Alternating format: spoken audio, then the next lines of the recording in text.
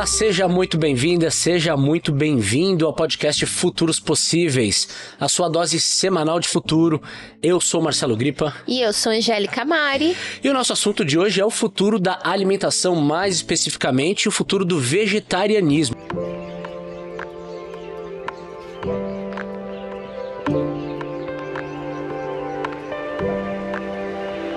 E olha, não poderia ter um momento melhor pra gente gravar esse episódio, porque nós acabamos de almoçar. E pra quem não sabe, Angélica é vegetariana, então conta aí como foi a sua experiência gastronômica.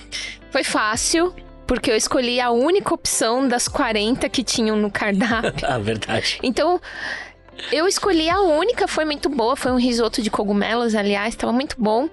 Mas eu tenho que dizer que, às vezes, isso me frustra, porque não necessariamente seria o que eu gostaria de comer, a única opção, né? Então, tem o lado bom e tem o lado ruim, né? Fato é que o vegetarianismo é uma tendência no Brasil e no mundo e tem ganhado cada vez mais adeptos. Olha só, no Brasil, 46% dos brasileiros não consomem carne pelo menos uma vez na semana, segundo uma pesquisa feita em 2021 pelo IPEC. Afinal, Angélica, onde estamos nesse assunto? Bom, o que a gente tem visto é um aumento no interesse em adotar dietas baseadas em plantas, né? Isso se deve a vários fatores, desde preocupações com a saúde, meio ambiente e o bem-estar animal também, ou todos esses fatores em conjunto. E essa mudança é evidente, né? Na disponibilidade de produtos baseados em plantas no supermercado, né? Nas gôndolas, nos freezers do supermercado, a gente vê mais produtos. Mas essa realidade não se traduz na oferta nos restaurantes, nas padarias, enfim. Apesar de um número de restaurantes exclusivamente vegetarianos, lanchonetes, enfim, ter aumentado, né? Você vive um pouco dessa realidade, né, Marcelo? Eu sou uma testemunha. Embora não seja vegetariana, minha esposa é. E quando a gente sai para almoçar ou para jantar, é difícil realmente encontrar boas opções que agradem. Poxa, várias vezes tive que jantar ou almoçar sorvete, sabia? Caramba. Porque quando a opção... Ou então arroz com feijão. É isso. É assim...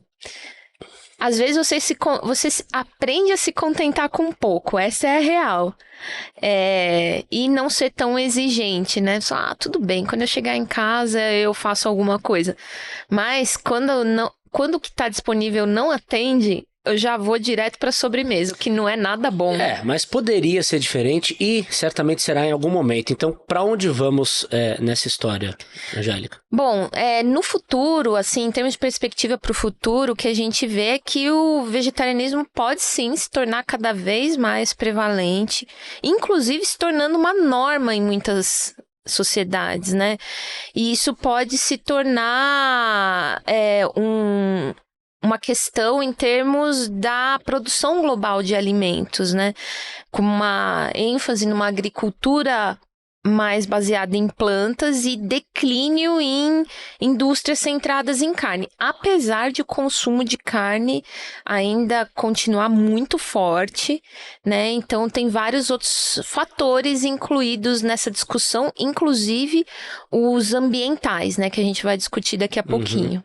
E os avanços tecnológicos na produção de alimentos também são uma parte importante, né? Dessa equação.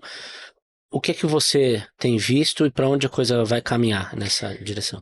Em termos de onde estamos no momento, né? As tecnologias como carne cultivada em laboratório, como alternativa à carne. Inclusive tem um número aqui que diz que o agronegócio mundial já investiu quase 2 bilhões de dólares desde 2016 para viabilizar a carne produzida em laboratório. Vale a pena explicar, inclusive, como é feita a carne em laboratório, né? Então ela é produzida extraindo células-tronco de animais. Essas células são cultivadas em bioreatores que criam um ambiente seguro, propício para elas se multiplicarem. E aí a carne é formada a partir de uma impressão 3D.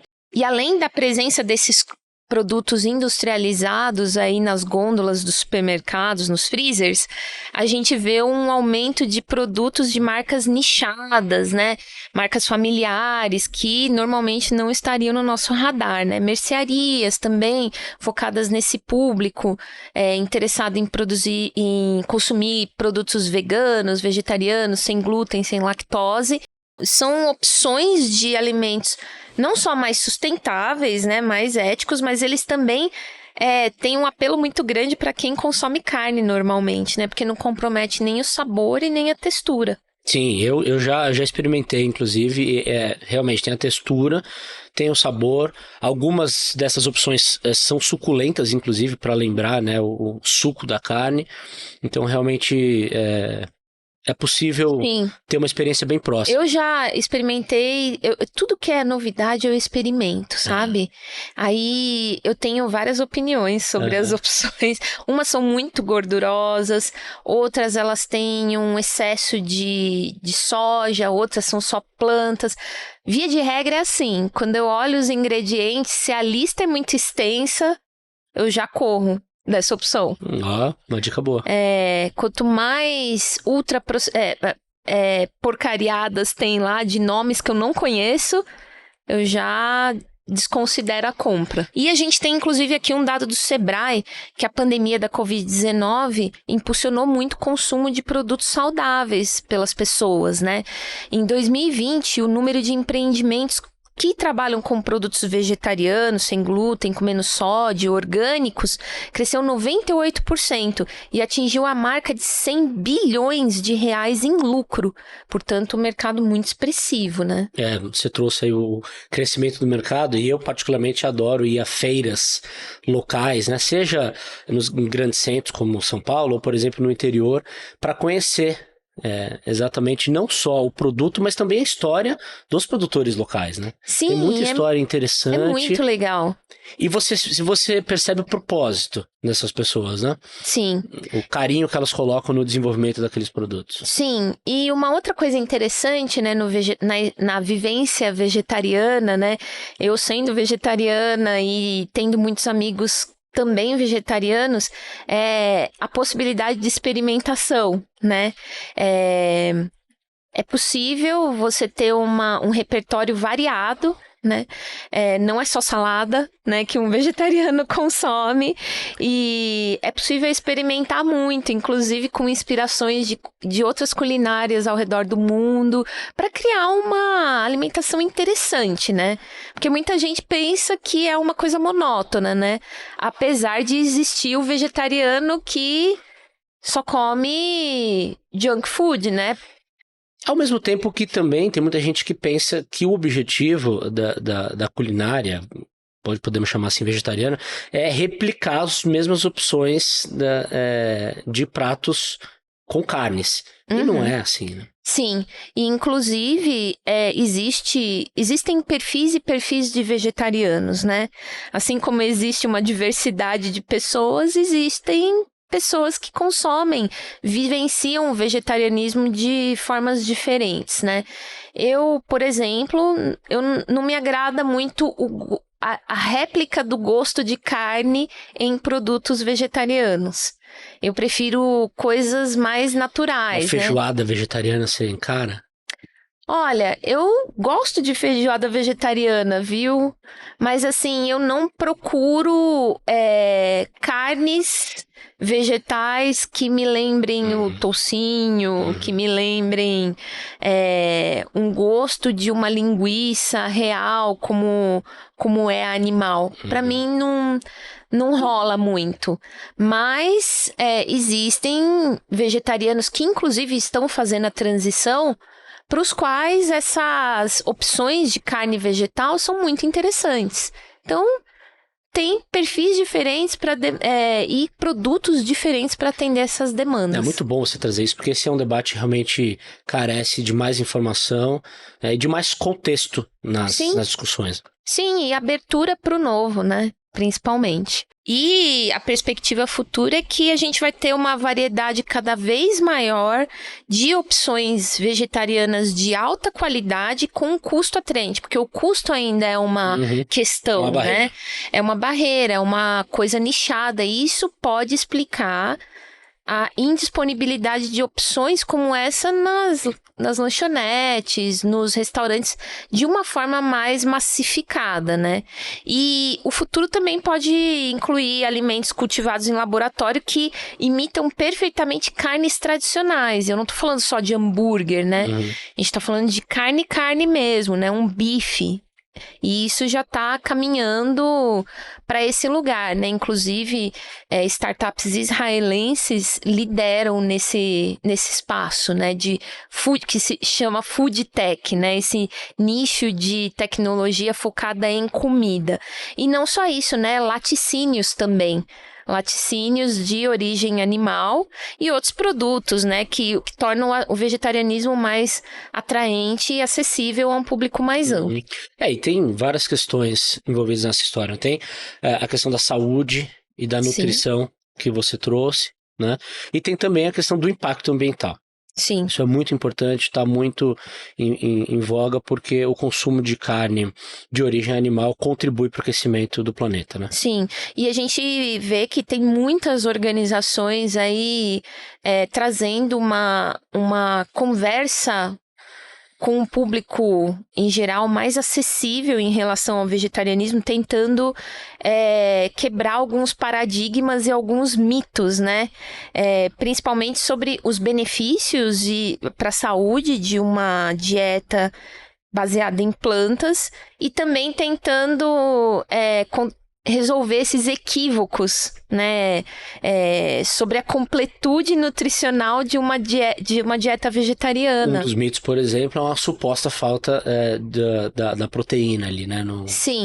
Sim, que pode ser suprida por outros alimentos de origem vegetal, né? Como a lentilha, ervilha e tudo mais. Inclusive, muitas formulações de whey, né?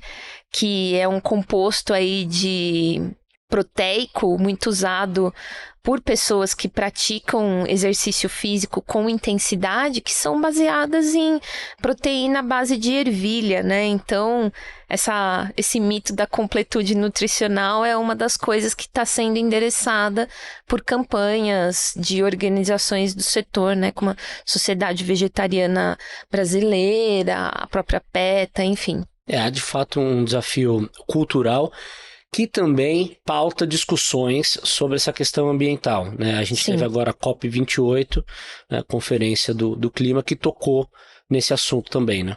Eu acho que o impacto ambiental da produção de carne é uma preocupação significativa, né? O vegetarianismo é frequentemente definido como uma opção mais sustentável. E a pegada de carbono, né, de metano da produção da carne, junto com o uso dos recursos hídricos e terrestres também, está provocando uma reavaliação dessas escolhas alimentares, com certeza. E a gente percebe que o aquecimento global realmente já está produzindo vários efeitos no dia a dia das pessoas e que, por outro lado, as mudanças não estão acontecendo no ritmo que os cientistas gostariam para manter a temperatura da Terra um pouco mais baixa, né? O que nos leva a questionar, né, teorizar sobre o que vem pela frente. Uma das possibilidades é um eventual limite do consumo individual por carne, caso essa questão não seja ajustada em algum momento. Sim, pode como ser parte de políticas públicas, né? Ou então não, essas mesmas políticas públicas vão contribuir para uma conscientização da população a respeito dos impactos ambientais gerados. São questões que serão colocadas, para as quais não há respostas, mas que certamente serão colocadas em pauta daqui para frente. Sim, e a grande questão é, né, os carnívoros vão passar a consumir carne vegetal? Né? Você que é carnívoro, me diga, você substituiria o seu consumo de carne de origem animal por carne vegetal? Sim, especialmente nesse contexto de necessidade para o planeta e, claro, né, mantendo todos os nutrientes necessários para a nossa saúde. Com certeza. Sim, mas é possível, né? É possível. Mas existem desafios socioeconômicos e culturais aí. Então, a coisa já avançou bastante, né, nos últimos anos, a ver como isso vai se desenrolar, dada a emergência climática também, né, e o avanço das tecnologias que devem diminuir o custo aí de produção de produtos de origem animal. Papo sobre comida é sempre bom, mas infelizmente esse episódio fica por aqui. Só que tem sobremesa, viu? Corre lá nos nossos canais, porque tem muito conteúdo sobre o futuro da longevidade, futuro da amizade e outros temas muito importantes para o seu dia a dia. Então deixa o seu like nesse vídeo e também aproveita para contar pra gente o que é que você achou e compartilhar com seus amigos. E siga a gente também, viu? No Spotify, no YouTube e no Instagram, @osfuturospossíveis. É isso, eu sou Marcelo Gripa. E eu sou Angélica Mari. Obrigada pela companhia e a gente te encontra aqui na semana que vem com mais uma dose de futuro. Até lá, tchau! Tchau!